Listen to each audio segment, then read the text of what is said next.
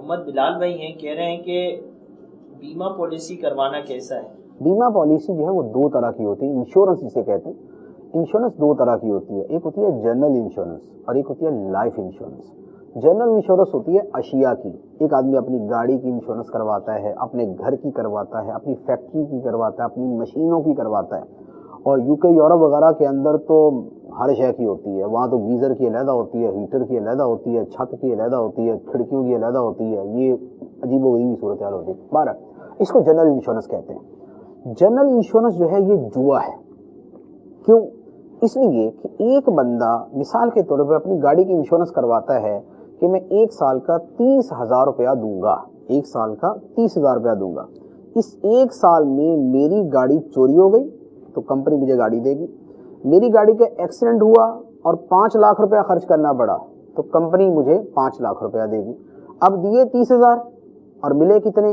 یا تو پوری گاڑی مل گئی 10 لاکھ کی، 20 لاکھ کی، 50 لاکھ کی، اور یا پھر اس کو اس کے 5 لاکھ اگر نقصان ہوا ہے، گاڑی کا ایکسیڈنٹ ہوا تو وہ مل جائیں گے۔ ٹھیک، اور اگر کوئی بھی نقصان نہیں ہوا تو جو 30,000 اس نے دیے ہوئے ہیں وہ سال کے آخر میں ختم، اگلے سال نئی انشورنس۔ تو یہ ہے جوا، کیونکہ جوئے میں کیا ہوتا ہے، یا تو اپنی رقم بھی گئی یا مزید مل گئی، اور یہ جنرل انشورنس کے اندر ہوتا ہے۔ فیکٹریوں میں بھی یہی ہوتا ہے، فیکٹری کی انشورنس کرواتے ہیں اس میں بھی یہی ہے، گھروں کی کرواتے ہیں اور چھوٹی موٹی جیسی مرضی چیز کی کرو۔ ایک ہے لائف انشورنس۔ لائف انشورنس یہ ہوتی ہے کہ ایک بندہ کرواتا ہے کہ جناب میں ہر سال مثلا 20,000 روپے دوں گا اور میں 20 سال تک دوں گا، 20 سال میں 20,000 روپیہ دوں گا تو یہ میرا تقریباً ہر سال کا 20,000 تو تقریباً 4 لاکھ روپیہ بن جائے گا۔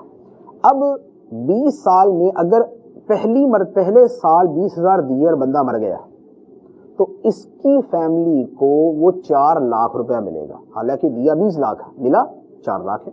اور اگر یہ 20 سال زندہ رہا اور ہر سال 20,000 دیتا رہا اور 20 سال کے بعد بھی یہ بندہ زندہ ہے تو کمپنی کیا کرے گی، اس کے ٹوٹل جمع شدہ رقم 4 لاکھ میں جتنا سود ایڈ ہوگا، کیونکہ اس کی رقم کو وہ سود میں استعمال کریں گے اور اس کے ساتھ پیسے ملتے جائیں گے، 20,000 کے اوپر مثلا 3,000 3,000 3,000 رقم بڑھتی گئی، سود بڑھتا گیا۔ اب اس کو جو ہے مجموعی طور پر 20 سال کے بعد ملتے ہیں 8 لاکھ روپے۔ اب دیا اس نے 4 لاکھ ہے، ملا اس کو 8 لاکھ ہے۔ 4 لاکھ دے کے 8 لاکھ لینا یہ سود ہے، سود بھی حرام ہے۔ تو لہذا جنرل انشورنس ہے یا لائف انشورنس ہے، دونوں صورتیں ہی حرام ہیں، ناجائز ہیں۔